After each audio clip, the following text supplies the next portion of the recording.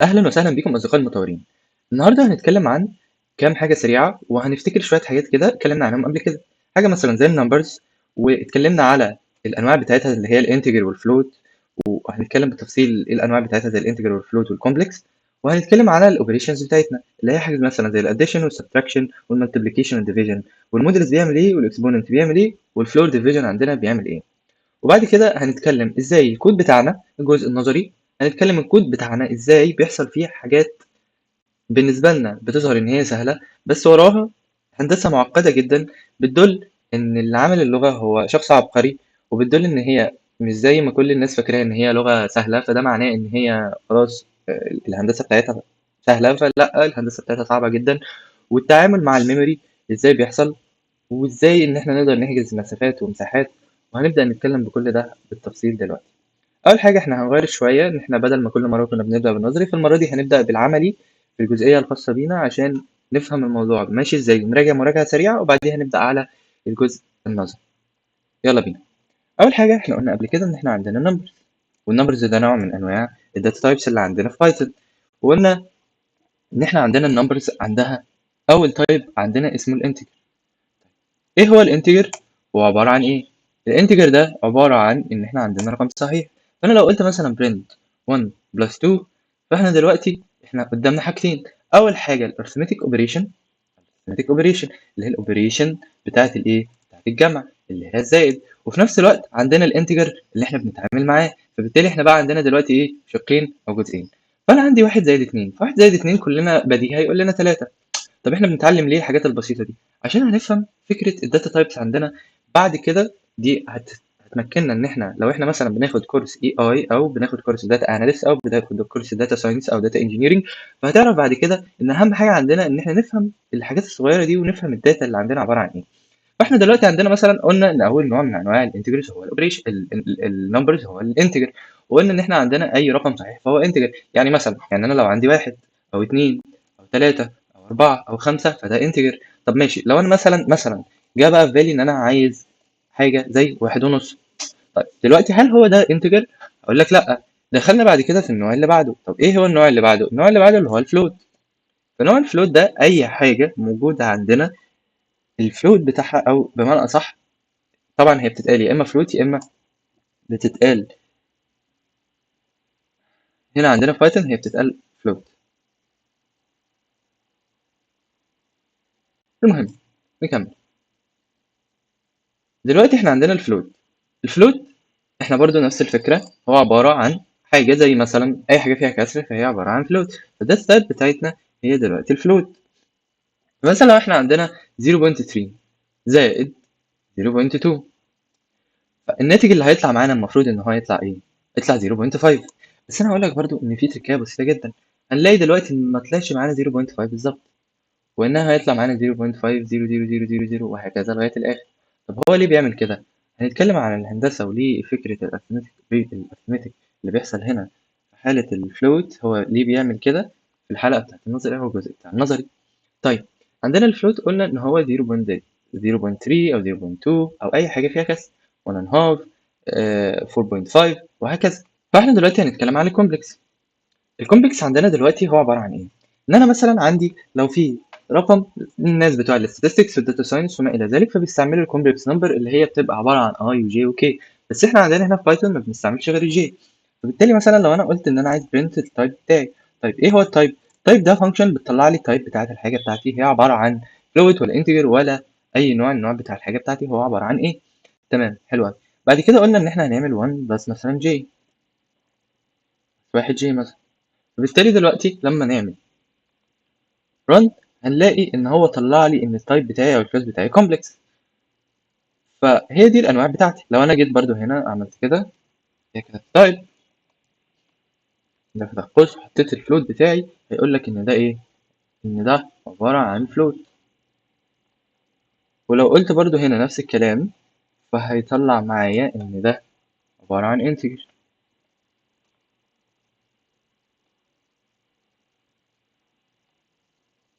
فانا عندي الكلاسات اللي هي موجوده بتاعت النمبرز هي عباره عن انتجر وفلوت وكومبلكس.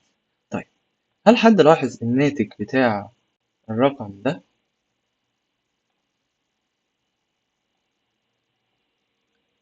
طلع 0.5. لو احنا مثلا عندنا 0.1 و 0.3 تفتكر ايه الناتج؟ يطلع 0.4.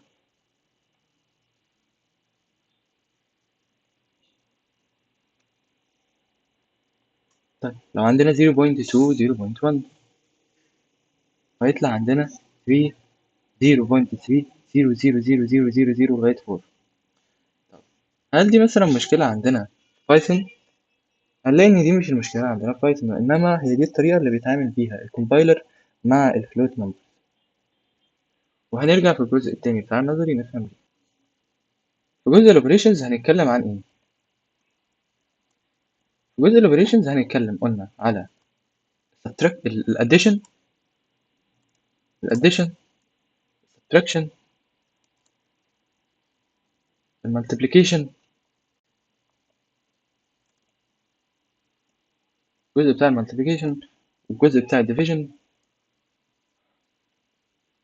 والجزء بتاع المودولس وبيعمل ايه اللي هو بيرجع لي باقي القسمة، والجزء بتاع الاكسبوننت اللي هو بيعمل لي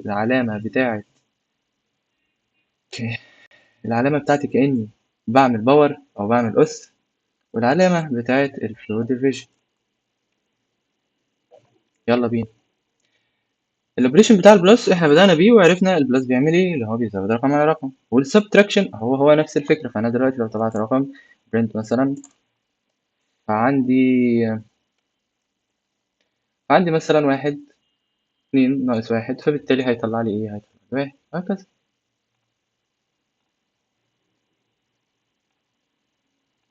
فأنا لو عندي دلوقتي هنتكلم على أول جزء، احنا اتكلمنا عن البلس كأوبريشن، هنتكلم دلوقتي على الماينس كأوبريشن. فأنا دلوقتي لو عندي مثلا الأوبريشن بتاع الماينس، فقلنا 2 ناقص 1، 2 ناقص 1 هيدينا ايه؟ هيدينا 1، فده الماينس أوبريشن.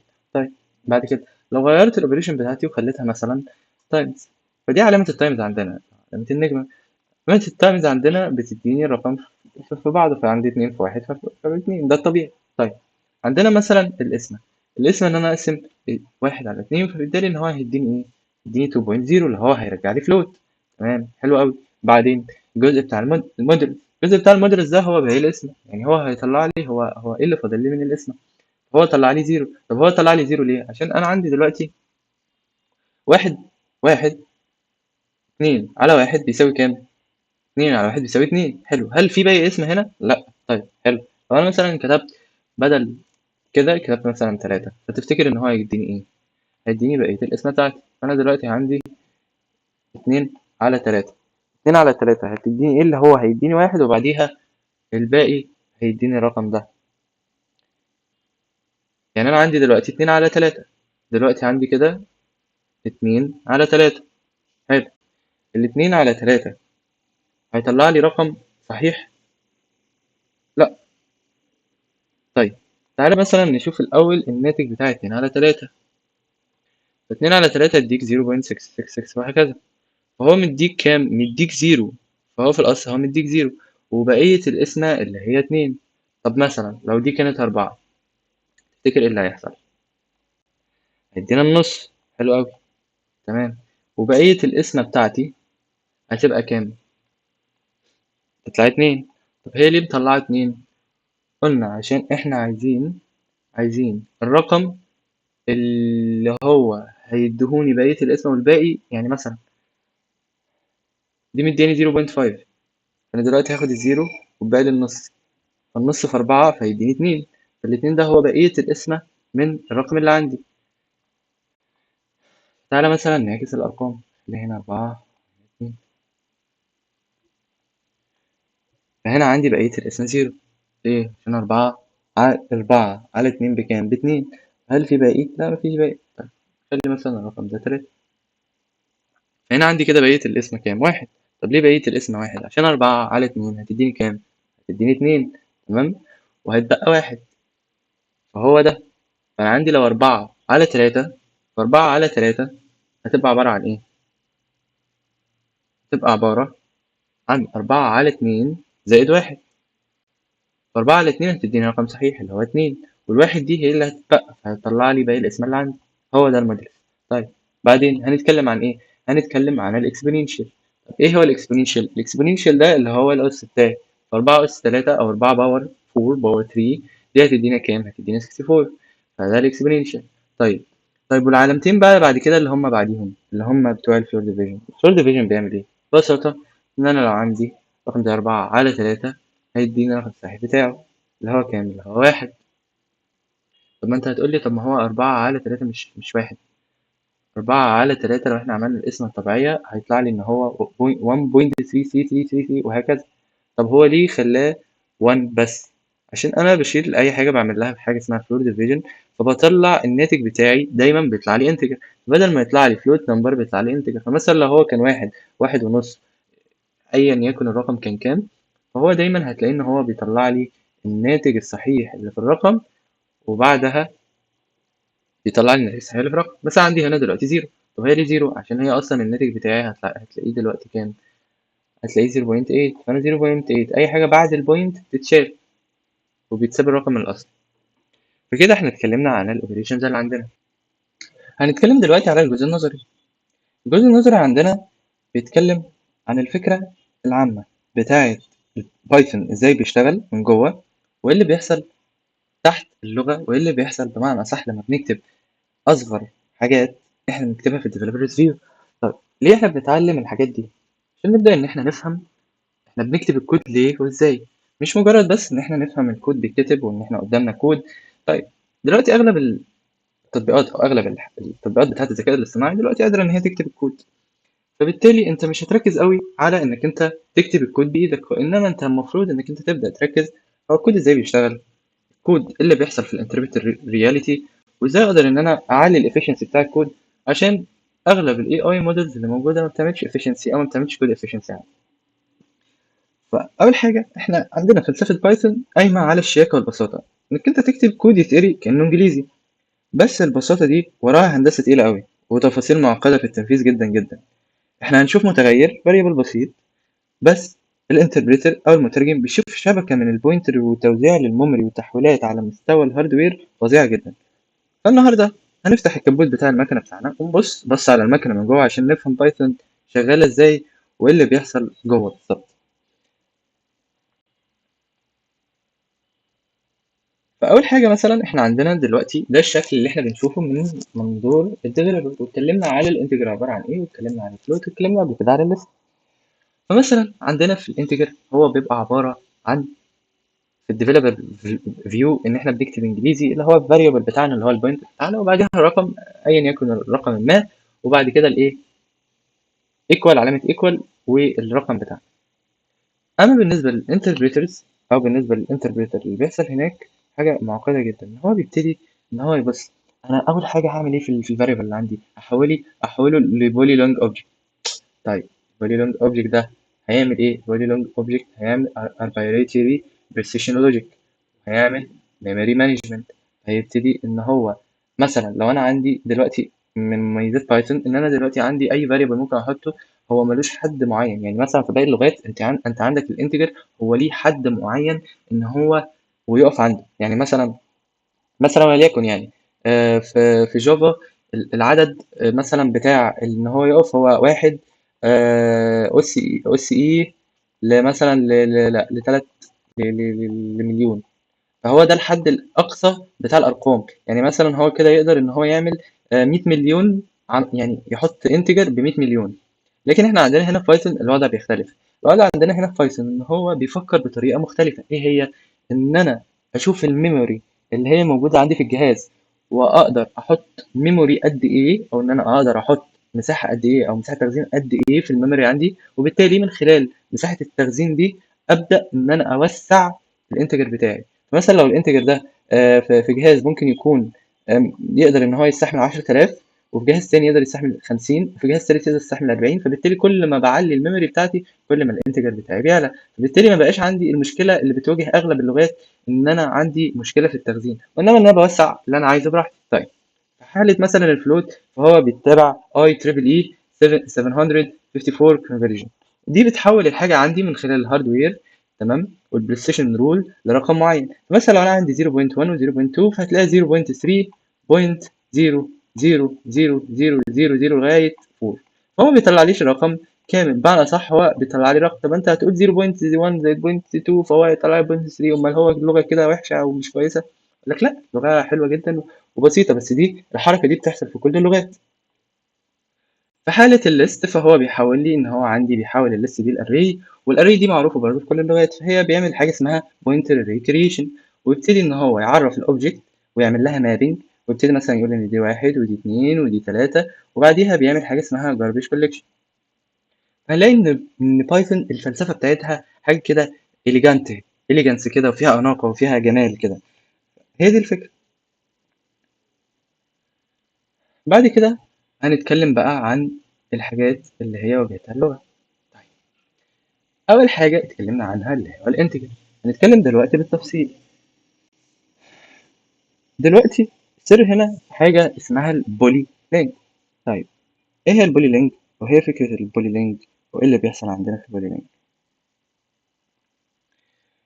احنا دلوقتي عندنا في حاجة سحرية زي ما انا قلت لك اللي حصلت في الأول. السحر ده إن احنا الأرقام عندنا ما بتخلص. أنا دلوقتي أنا ما عنديش حجم معين إن أنا أحط فيه الانتجر، وإنما إن أنا عندي أحجام كبيرة جدا أقدر أحط فيها. فدي الاربيتري بريسيشن انتجر. وده الحالة اللي أنا أقدر مثلا في لغات تانية هلاقي إن أنا عندي 2 مليون مثلا، 2 مليار و100 ومش عارف إيه والكلام ده كله، فبالتالي أنا عندي أصلا رقم هتلاقيه من كام؟ 10 أرقام، فبالتالي أنا ما أقدرش مثلا أحط رقم 11، يعني يبقى مثلا من 11 رقم. طيب ليه مثلا هيبقى في عندي رقم من 11 رقم او اكتر؟ عشان انا في العموم في بايثون او في اي حاجه في الداتا انجينيرنج او في الاي اي موديلنج هتلاقي ان عندك انك انت بتستعمل اريز.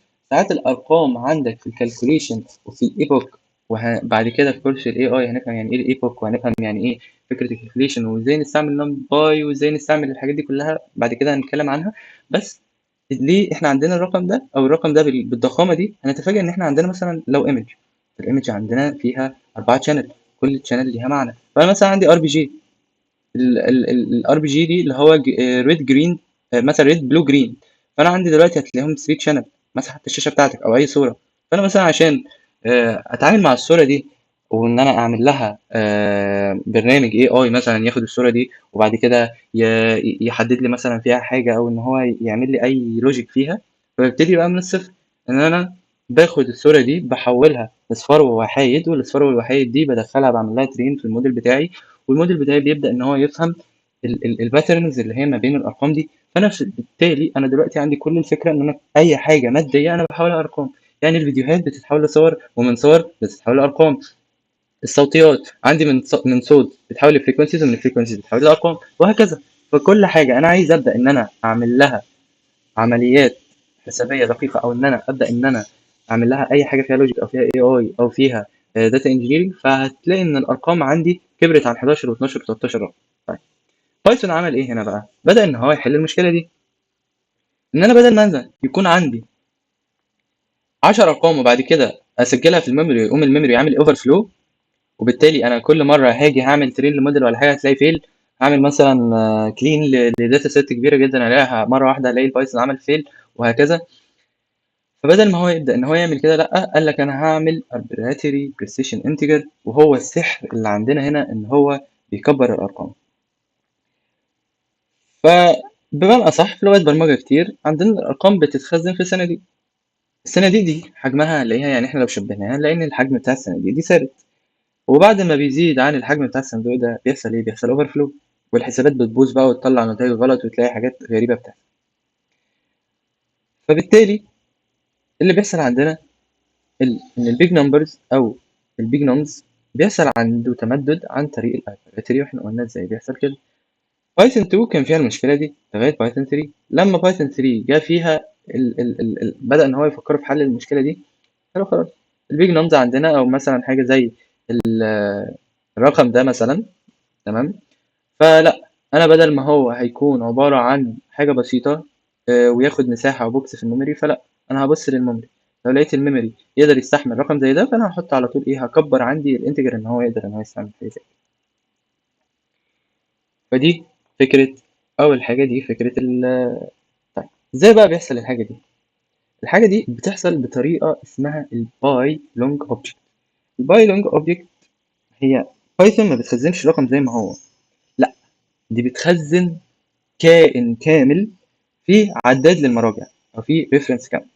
والريفرنس كاونت بتاعنا بيبدأ ان هو يحدد نوع الكائن، ويحدد كمان حاجة اسمها ال OB size، فيبدأ ان هو يحدد لي السايز بتاعي عبارة عن ايه، اللي هي بتحدد إشارة الرقم وحجمه. فالرقم الحقيقي بيتقسم لديجيتس مصفوفة. فالحركة دي هنلاقيها ان هي حركة سهلة جدا. طبعا بعيدا عن ان احنا مش هندخل دلوقتي في الجزء بتاع الماثماتكس، بس هنلاحظ ان انا عندي بقى الرقم بدل ما هو بطريقة سهلة جدا ان انا، لا هو رقم ثابت وانا احطه في صندوق، لا بقى كائن حي اقدر ان انا اشوف هو حجمه قد ايه، واشوف هو نوعه ايه، واشوف هو اقدر احطه فين. فبالتالي بعد ما بحوله للباي لونج اوبجكت، ببدا ان انا من خلال الريفرنس بتاعه الريفرنس كاونت والبوينتر تايب والسايز ان انا احطه في المكان المناسب بتاعه. فبالتالي بدل ما انا كنت ادي انا مثلا عندي ادي البلوك اوف ميموري بتاعي، مثلا ده المثال بتاعي وهو ده البلوك اوف ميموري، وانا قسمته لاربعه كده بالشكل ده، وبعد كده حطيت مثلا هنا 5، وبعديها قسمت الجزء ده، وبعديها هنا 10، وبعديها هكذا، وخدت جزء وكل شويه اخد جزء اكبر لغايه الارقام ما تكبر. لا، هو قرر ان هو ايه، ادي الميموري بتاعي، انا شفت الميموري، انا شفت الميموري تمام، انا هعمل ميموري مانجمنت، هعمل ميموري مانجمنت. فالميموري مانجمنت ده هيبقى عباره عن ايه، ان انا عندي رقم مثلا زي الرقم الكبير جدا ده، فانا بالتالي هحدده هحطه ككائن حي. بدل ما هو بياخد بلوك وخلاص في الميموري، مثلا ممكن يكون ال 20 دي واخده المساحه دي على الفاضي، لا، انا هحطه على طول في الميموري بتاعتي من خلال ان انا بحدد الريفرنس بتاعه، بحدد البوينتر بتاعه، بحدد السايز. بالتالي خلاص انا اديت الانفورميشن دي للميموري، فالميموري بدا يفهم، انا فهمت دلوقتي ان انا عندي السايز بتاع البتاع ده هياخد قد كده اهو. فبقوم ايه، بقوم البولي الباي لونج اوبجكت بيتحول للبلوكايه دي بتوع الميموري اللي هو هيقدر ياخدها، ما ياخدش اكتر منها، ياخد اصغر منها. فبالتالي انا عندي ايه، عندي ميموري افشنسي في الجزئيه بتاعتي دي. طيب هتقول لي طب ماشي، طب ده كله بيحصل ازاي، او انت هتلاحظ ان انا عندي يا لهوي حاجات كتيرة جدا وكتير يعني الموضوع ده وهياخد وقت فانا اقول لك لا، هو مش هياخد وقت، هو الحركة دي بتحصل في ثواني في السي بي يو بتاعنا، بتحصل في اقل من ثواني. وكمان عندنا حركة سريعة جدا بتعملها بايثون. بايثون بتبقى مجهزة الارقام من نيجاتيف 5 لغاية 256، ودي الارقام الطبيعية اللي بتحصل. اي متغير بيتعمله فبياخد قيمة في الرينج ده، فبيشاور على نفس المكان في الميموري، وده طبعا بيوفر مجهود كبير جدا على البروسيسور. فهي دي الفكرة العامة بتاعة الرقم بتاعنا. طيب يلا بينا نكمل. قلنا بعد كده بقى إن إحنا عندنا في فخ أو في حاجة حصلت معانا في الكسور. فخ الكسور ده كل فكرته إن إحنا هو إيه اللي حصل عندنا لما 0.1 و 0. اتجمعوا، ليه ادينا الرقم الكتير ده، ما اداناش مثلا 0.3 زي ما هو بيدينا، لما لو جمعنا مثلا 0.4 و 0.1 ما اداناش الرقم اللي هو على طول ادانا الايه، ادانا مثلا 0.5 زي ما بيعمل، لا اشمعنى في 0.3 او 0.1 او 0.2 ادانا الرقم الكبير ده. فهقول لك ان الحركه دي ده مش عيب في بايثون، وانما ده النظام بتاع الحسابات اللي هو في الهاردوير اللي احنا قلنا اي تريبل اي 754. ده الفكره اللي هو بيستعملها ان هو بيجمع الارقام العشريه في النظام. فهي ما بتعرفش ان هي تتمثل في دقه 100%، فبتحصل فروقات بسيطه جدا جدا جدا في الرقم. فهي دي الفكره. لكن هل الطريقة دي أو الطريقة دي يعني غلط، أو فكرة إن الموضوع ده غلط؟ أقول لك لأ، هو دي أصلا موجودة في كل اللغات، دي حاجة في الهاردوير نفسه، فأنت ما تقدرش إنك أنت تتعامل معاها يعني فتقول لأ أنا عايز الرقم 100% صح. مفيش حاجة سبحان الله بتطلع رقم 100% صح غير يعني الأرقام الدقيقة بتاعت الله سبحانه وتعالى، يعني أنت مش هتكفر يعني. بس فأنت لو جيت مثلا جربت إنك أنت تعمل equality، ف جيت مثلا تعمل ايكواليتي ده اللي هو انك انت تكتب ايكوال، وده من الاوبريشنز اللي احنا يعني هنتكلم عنها دلوقتي. انا عندي مثلا رقم واحد، فعايز ان انا اشوف ايكوال دي بتعمل ايه، بتعمل التايب اول مره بتقول لي ان الرقم ده مساوي عنده في القيمه، وتاني مرة بتقول لي هل التايب بتاعه هو ولا لا. طب بتحصل ازاي؟ قلنا عندنا ان الرقم بيبقى عنده ريفرنس وبيبقى عنده تايب وبيبقى عنده سايز، فهو بيقارنه في ايه؟ بيقارنه في السايز وبيقارنه في بيقارنه في الريفرنس وبيقارنه في السايز وبيقارنه في التايب. فلو لقى التلاتة زي بعض فبيقول لك ايه؟ بيقول لك ترو، ايوه الرقم ده زي بعض. عشان ما تلبسش في حيطة، اوعى تقارن رقمين كسر في بعض. طب انت هتقارن رقمين كسر في بعض ليه؟ عشان رقمين الكسر لو انت قارنتهم في بعض هتلاقي ان احنا عندنا في نسبة خطأ بسيطة جدا جدا جدا بتحصل هنا. فلو قارنت رقمين كسر ببعض هتلاقي ان الدنيا باظت منك. طب ايه الصح عندك؟ انك انت تستعمل الماس اس كلوز. فلو انت مثلا شغال في حسابات وفلوس وبنوك ومحتاج دقة متناهية، ابعد عن الفلوت خالص واستخدم موديل الديسمال. الديسمال اسهل بالنسبة لك انك انت تستعمل، بدل ما تقارن يو بي لا، اعمل امبورت الماس وبعديها من خلال الماس اعمل ايه؟ اعمل اي اس كلوز. هنعرف ايه فكرة الامبورت دي فكرة المكتبة اللي عندنا، هنعرفها بعد كده هي عبارة عن ايه. ايه فكرة الفلوت وازاي نعمل ماستر الفلوت. انا عندي مثلا في حالة ان انا حالة معينة زي scientific computing جرافيكس اي حاجة، فانا هستعمل ايه؟ هستعمل الفلوت. طب انا ليه هستعمل الفلوت؟ عشان هو ابسط حاجة ان اقدر استعملها. مثلا لو انا عندي في عادي ان انا متاح ان يبقى فيه approximation errors فعادي هستعمل فلوت. طب انا مثلا لو عندي بنك وعايز دقة متناهية فانا بالتالي هستعمل ايه؟ هستعمل الديسمال. طب انا مثلا لو في حاجة فيها number theory أو symbolic mathematics مثلا زي x على x، أو حاجة مثلا زي السيجمويد function، فهي مثلا 1/1 بلس e باور نيجاتيف x مثلا. فالحاجات دي كلها هستعمل فيها الفراكشن. فهستعمل fraction نفس حرفيا هو ده السنتكس اللي احنا هنكتبه، إن احنا هنكتب fraction وبعديها أو الرقم بتاعنا اللي هو مثلا لو أنا عايز أكتب 1/3 فهو يبقى 1 وبعديها على 3 اللي هي إيه 3. ده الفراكشن. الديسيمال هيطلع 0.10. دي هي نفس فكرتها زي الفلوت، بس الفرق ما بين هنا وما بين هنا ان هي ارقام متناهيه. فانا مش هيطلع لي مثلا 3.30 مثلا 0.00004 لما زي ما عمل المره اللي فاتت، وانما ان هو يطلع لي رقم صح. فدي فكره الديسبل.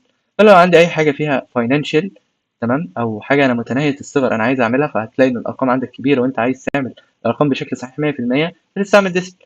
عايز تعمل حاجة فيها جراف وشوية scientific computing وشوية الحاجات دي فتعمل الفلوت. عايز حاجات فيها فراكشن وما إلى ذلك وتستعمل الفراكشن، وكل حاجة ليها اليوز كيس بتاعتها.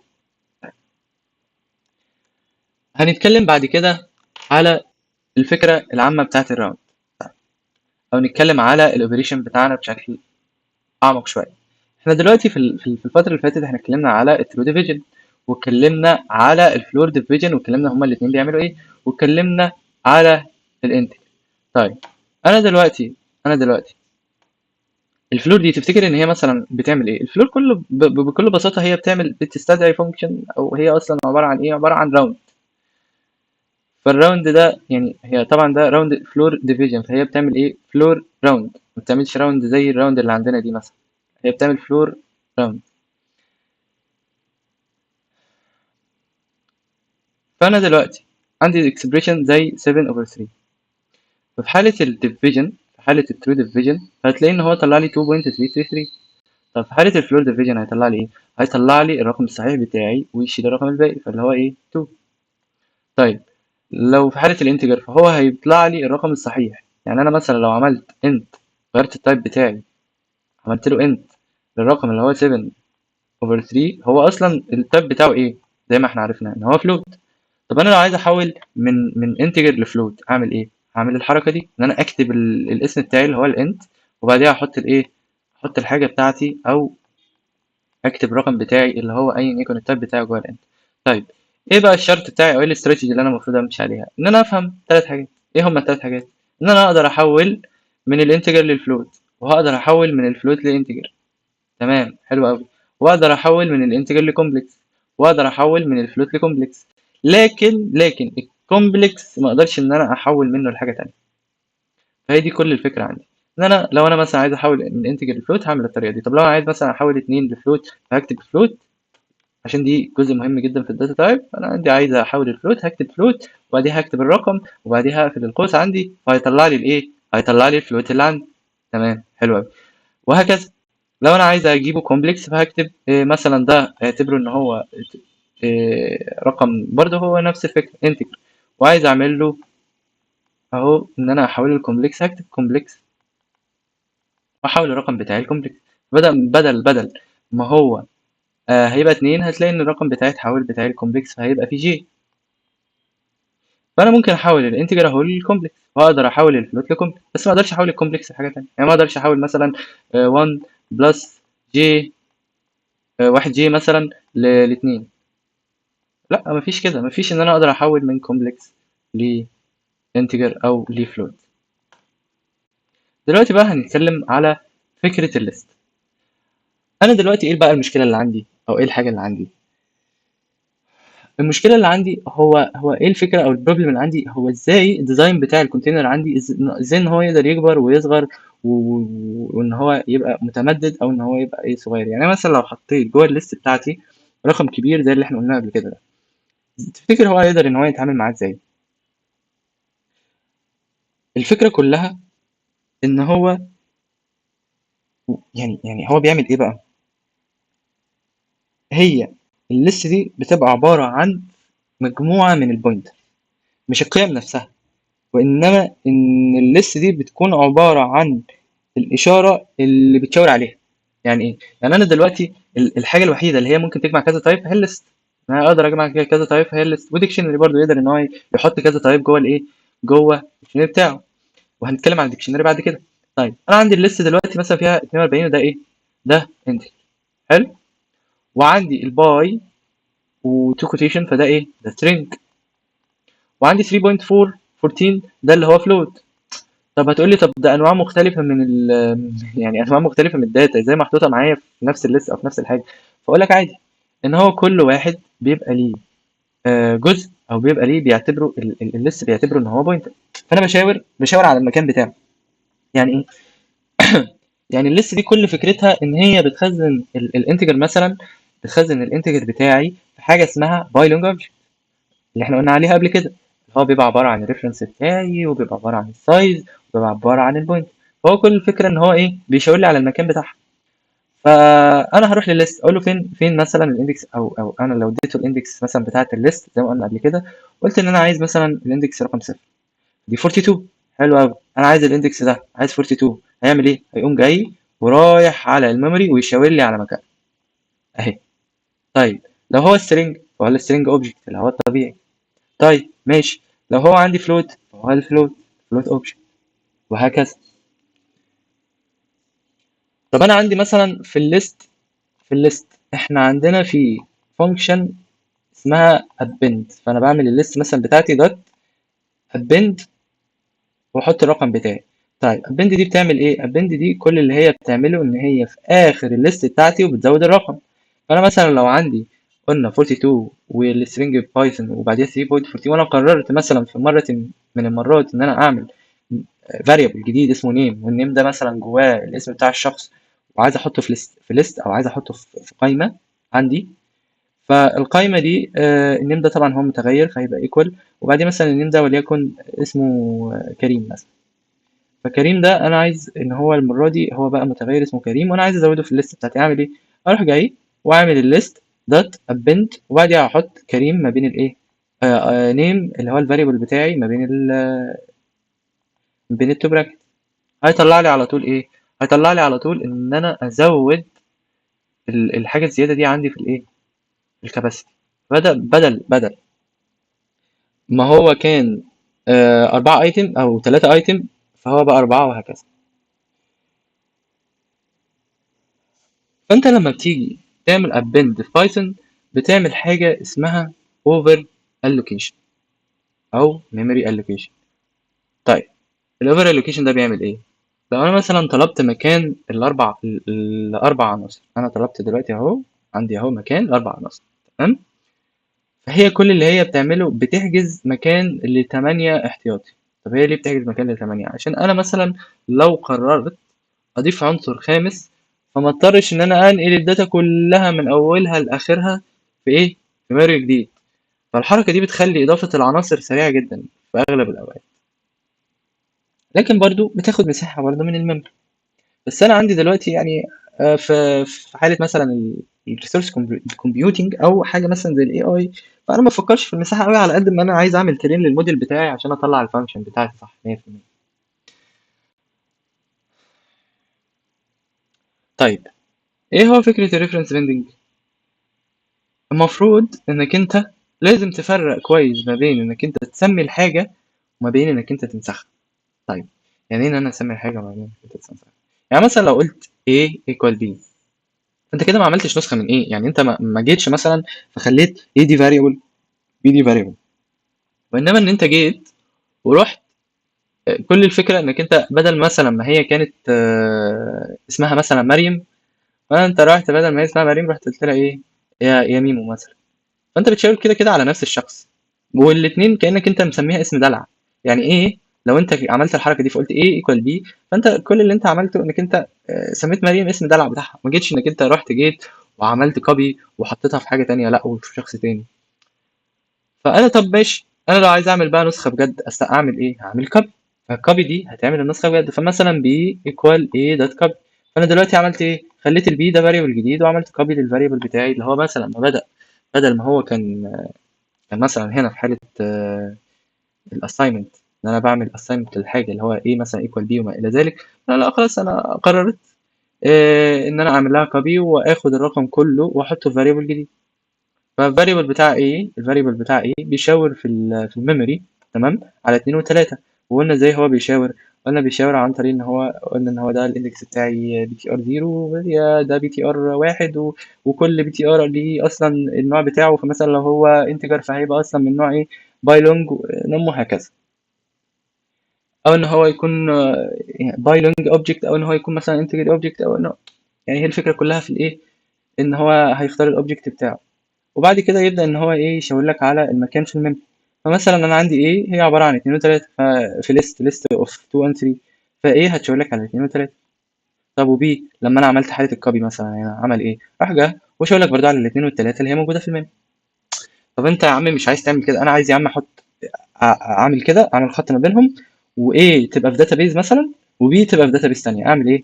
هعمل الديب كوبي، اللي هو هعمل البي ايكوال كوبي دوت ديب كوبي، واحط الايه احطها. فبالتالي بقى انا عندي الايه لوحدها بكوبي لوحدها، والبي بكوبي لوحدها مختلفة عنها تماما.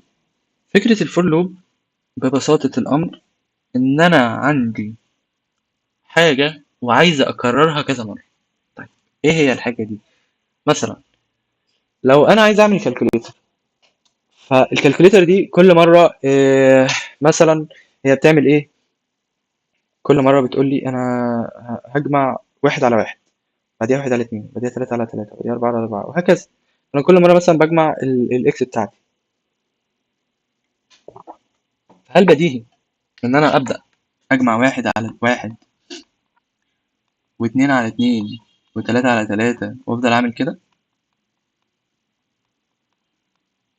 ولا الأفضل إن أنا لأ، أنا طالما عندي واحد واحد فدي هتبقى إكس، دي هتبقى إكس مثلا زائد واحد، ودي إكس زائد اتنين، وهكذا. فبالتالي خلاص أنا خلاص جمعت الأرقام دي كلها بفول لوب، أو بإن أنا بقول إن الإكس دي بتتكرر كل مرة. خلاص طالما هي بتتكرر كل مرة فأنا أحطها في فول لوب اللي هو عملية تكرار. أو مثلا زي عندنا كانت في نكتة كنا بنقولها اللي هي إيه، واحد اسمه محمد، واحد اسمه عيد، فعيد مات فمين مات فتقول عيد.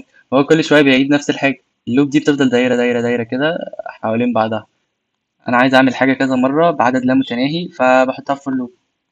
وهنتكلم بعد كده عن فكرة الوايل والفور لوب، وهنتكلم برضو عن الريكارجن، كل حاجة بالتفصيل. بس احنا هنتكلم دلوقتي على فكرة الفور لوب سريعا عشان نشوف الليست كومبرينشن، او فكرة الليست عندنا لو احنا قررنا ان احنا نعملها بالشكل ده. طبعا احنا بنتكلم هنا في جزء ادفانسد شوية، هنتكلم برضو عن الحلقات كلها اللي بعد كده بالتفصيل، يعني ما يهمكش لو انت مش فاهم دلوقتي اوي، هتفهم بعد كده بشكل ايه، بشكل كويس جدا.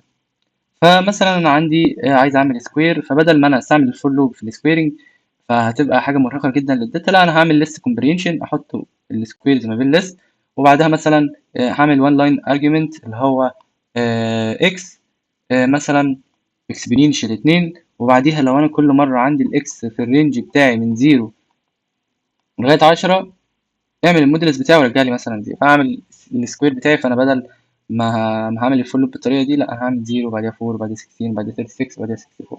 وهنتكلم على موضوع الاسكمبرينشن او الوان ارجيومنت لاين ده بعد كده، وهنتكلم على الفور لوب والوايل لوب والاف كونديشن، عشان احنا عندنا الاف كونديشن برضه.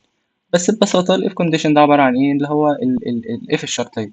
عندي شرط وعايز احققه، فلو ده حصل فده يحصل، لو ده حصل فده يحصل. وهنعرف بعد كده هو عبارة عن ايه. ففكرة ان انا عندي الاوبتمايزيشن في بايثون 3.3 3.13 وما الى ذلك، يعني اي 3.x، فلان هي بدأت ان هي تبقى اذكى بكتير جدا. بدأت ان هي تعمل ريدكشن للرام، وبدأت إن هي عملت تطويرات مرعبة، قللت الاستهلاكات بنسبة 20% في الرام، ودي رقم مرعب. عملت مترجم جديد اسمه جيت كومبايلر، ده اللي بيخلي الكود اللي بيتكرر كتير يطير من السرعة. حرفيا هو طالما الكود عندي بيتكرر حاجة زي الفل، هو ايه؟ حرفيا بيطير. الهوت لوبس، حاجة اسمها الهوت لوبس.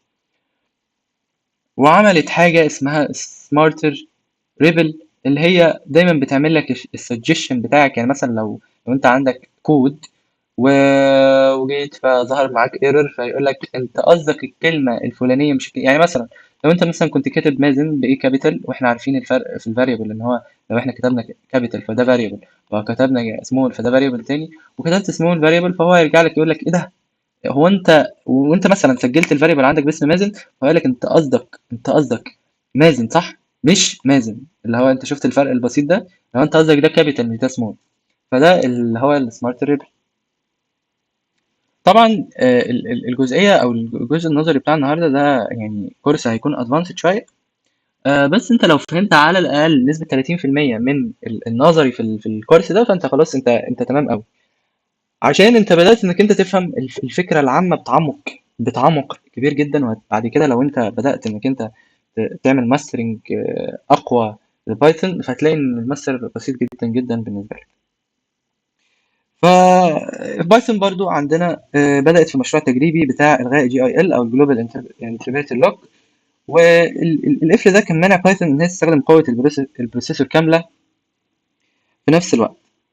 فالنسخ الجديدة بدأت إن هي تفتح الباب ده، وده معناه نقلة تاريخية في سرعة البيانات ومعالجة الذكاء الاصطناعي. بدل مثلا ما أنا عندي الجي اي ال كان بيقفل البروسيسور، فبيخلي مثلا واحد اكتف وثلاثة ايدل.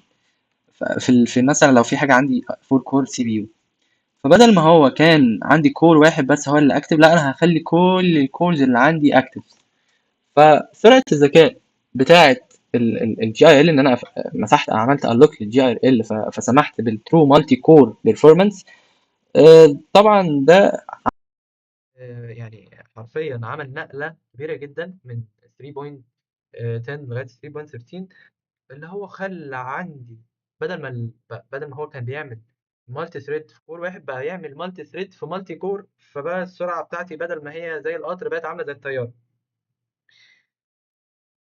فده سهل طبعا على بتوع الداتا ساينس، وسهل على بتوع الاي اي، وعمل بجد حاجة عملاقة جدا في البارلل اكسكيوشن. طب هتقول لي طب هو ده فرق ايه مثلا عن باقي اللغات؟ اقول لك لا، اللغات الباقيه يعني صعب جدا انك انت تعمل فيها المالتي كور بيرفورمانس، وصعب كمان انك انت تعمل يعني حاجه زي السي. انت محتاج انك انت لكل كور انك انت تبدا انك انت تعرف البوينتس، تبدا انك انت تعرف كل شيء فيه عشان الكور ده يشتغل او يشتغل على الكور ده.